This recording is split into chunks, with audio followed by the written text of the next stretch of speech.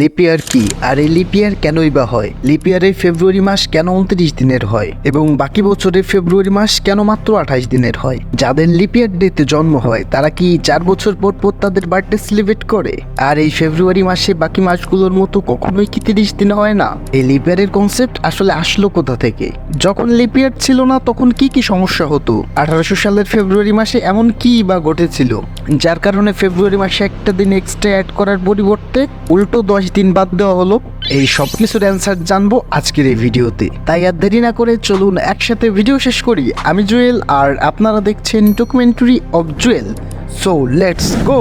লিপিয়ারের ইতিহাস জানতে আমাদের একটু ইতিহাসের পাতায় চোখ দিতে হবে। আজকের সময় আমাদের বছর গণনার জন্য এটা মাথায় রাখতে হয় যে পৃথিবী সূর্যকে একবার প্রদক্ষিণ করতে কত সময় নিয়ে থাকে।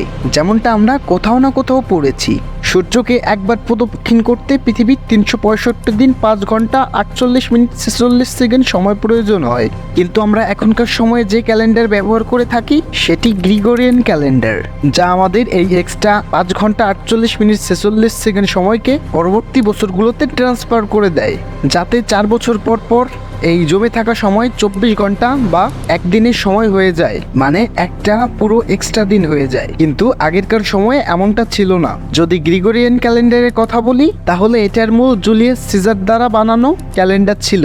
আর এই ক্যালেন্ডারও একটি পুরানো রোমান রাজা কনফ্লোরের বানানো ক্যালেন্ডারকে ঠিক করার জন্য ছিল। কি ছিল সেই ক্যালেন্ডারে? সবার আগে রোমান থেকে লুনার ক্যালেন্ডার ব্যবহার করা হতো, অর্থাৎ এমন একটি ক্যালেন্ডার যা চাঁদের দিশা এবং দশা এর উপর ভিত্তি করে তৈরি করা হয়েছে, যাতে মাত্র 10টি মাস ছিল। চাঁদকে পূর্ণিমা থেকে অমাবস্যা এবং আবার পূর্ণিমা পর্যন্ত আসতে প্রায় 28 দিন সময় লাগতো। আর এই 28 দিন পূরণ হওয়ার সময়টাকে 1 মাস ধরা হতো। এই ক্যালেন্ডারের প্রথম মাস মার্চ থেকে শুরু হতো আর ডিসেম্বরে হতো শেষ। তখন জানুয়ারি বা ফেব্রুয়ারি নামে কোনো মাস ছিল না, কারণ এই মাস দুটিতে কোনো ফসল উৎপাদন করা যেত না। এই মাসগুলো ফাঁকাই রাখা হতো। আর যখন আবার ফসল উৎপাদনের সময় আসতো তখন মার্চ মাস শুরু হয়ে যেত। অর্থাৎ তখনকার মানুষ শুধুমাত্র সময়ের হিসাব রাখতো যাতে তারা মৌসুম সম্পর্কে জানতে পারে এবং ফসল উৎপাদন করতে পারে। এবং এই প্রথার পরিবর্তন করে নোমা পম্পিলাস, যে ছিল রোমের দ্বিতীয় শাসক। আর 1713 বিসিতে ক্যালেন্ডারে পরিবর্তন আনা হয়। এই যে তখনকার সময় ছিল যখন রোমান সাম্রাজ্য সমৃদ্ধিতে ফুলে ফেঁপে উঠছিল এবং দেশে বিদেশে বাণিজ্য শুরু করেছিল, ঠিক তখনই তাদের চাষাবাদ ছাড়াও অন্যান্য কাজে ক্যালেন্ডারের ব্যবহার শুরু হয়। এই জন্যই পম্পিলাস জানুয়ারি এবং ফেব্রুয়ারি মাসকে 1 বছরের সাথে অ্যাড করে। যদিও তখনকার সময় জানুয়ারি ফেব্রুয়ারি মাসের নাম জানুয়ারি ফেব্রুয়ারি ছিল না। তখনকার সময়ে রোম রাজ্যের মানুষ মনে করত 2 দিয়ে ভাগ হয়ে যাওয়া সকল সংখ্যাই অশুভ। এর জন্য পম্পিলাস এই মাসগুলোকে অন্যান্য মাসের সাথে কম্বাইন্ড করে। কিন্তু ফেব্রুয়ারি মাস এমন একটি মাস ছিল, শুধু এই মাসে 28 দিন ছিল।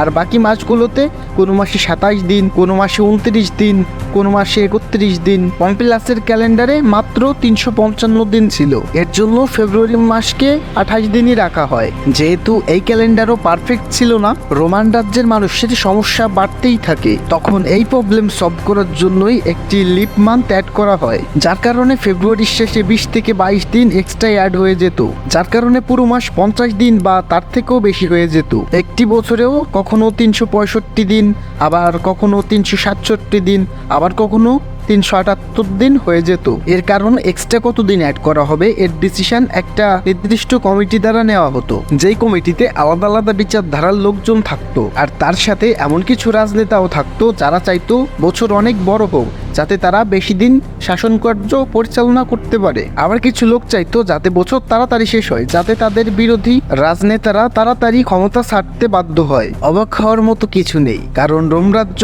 তখনও ডেমোক্রেসি মানত।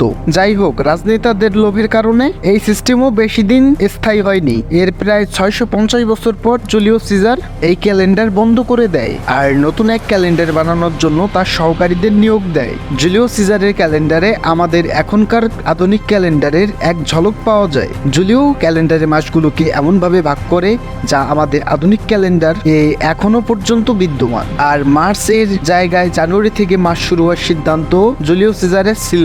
ওনার আজকের এই আধুনিক ক্যালেন্ডারে যোগদান শুধু এই বিষয় থেকেই আপনি বুঝতে পারবেন যে এখনকার ক্যালেন্ডারের জুলাই মাস জুলিয়াস সিজারের নামের সাথে মিল রেখে রাখা হয়েছিল। জুলিয়াসই 4 বছরে একবার লিপিয়ার তৈরি করে। যাতে একটি অতিরিক্ত দিন থাকবে আর সে বছর 366 দিনের হবে। একটা হিস্ট্রি এটাও বলে জুলিয়াস ফেব্রুয়ারিকে 3 বছরের জন্য 29 এবং 1 বছরের জন্য 30 করেছিল, কিন্তু জুলিওর উত্তরাধিকারী অক্টাভিয়াস অগাস্টিন জুলিওর উপর হিংসা করে ফেব্রুয়ারি থেকে একদিন চুরি করে অগাস্ট মাসে অ্যাড করে, যে মাস অগাস্টিনের নামেই ছিল।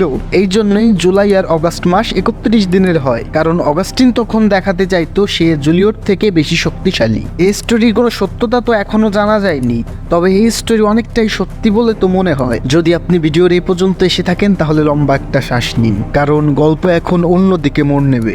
জুলিয়াস সিজারও এই ক্যালেন্ডারে একটি ভুল করে ফেলে। যে বছরে লিপিয়ার থাকবে সেই বছর 4 দিয়ে ভাগ হয়ে যাওয়ার কথা ছিল, যেমন 2020, 2016, 2000 আর সাল 1800। মানে এই রুলের হিসাবে এই 4 বছর লিপিয়ার হবার কথা ছিল, কিন্তু সাল 1800 লিপিয়ার ছিল না, কারণ দ্বিতীয় রুল এই বলে যে সাল 100 দিয়ে পুরোপুরি ভাগ হয়ে যায় সেই সাল লিপিয়ার হবে না। তাহলে এই রুলের মতে সাল 2000ও লিপিয়ার হবে না। তখনই আসে তৃতীয় রুল, যদি সেই নাম্বার 100 দিয়ে তো ভাগ হয় আবার 400 দিয়েও ভাগ হয় তবে সেটি লিপিয়ার হবে। মানে সাল 2000 তো লিপিয়ার হবে, কিন্তু সাল 1800 লিপিয়ার হবে না, কারণ এটাকে শুধু 100 দিয়েই ভাগ করা সম্ভব, 400 দিয়ে সম্ভব নয়। আর এটাই আমাদের মডার্ন ক্যালেন্ডার যা আমরা এখন ব্যবহার করি। যদিও আমাদের এই ক্যালেন্ডারকেও পারফেক্ট বলা যায় না, আগামী 380 সাল পর্যন্ত আমাদের এই ক্যালেন্ডারে কোনো সমস্যা হবে না। আর যাদের হবে তারা তাদের সময় নতুন ক্যালেন্ডার বানিয়ে নিবে, তাদের জন্য আমাদের মাথা ব্যথা করে লাভ নেই।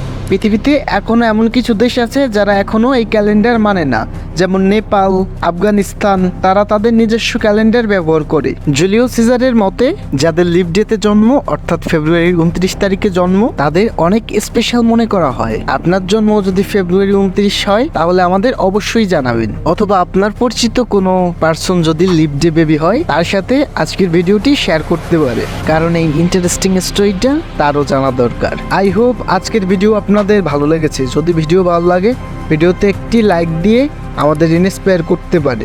আর আমাদের ভিডিও সবার আগে পেতে hit the subscribe button and press the bell icon. আপনি যদি অপটিক্যাল ইলিউশনের ভিডিও পছন্দ করেন তাহলে এন্ড স্ক্রিনের ভিডিও শুধুমাত্র আপনার জন্য। Thank you, take care.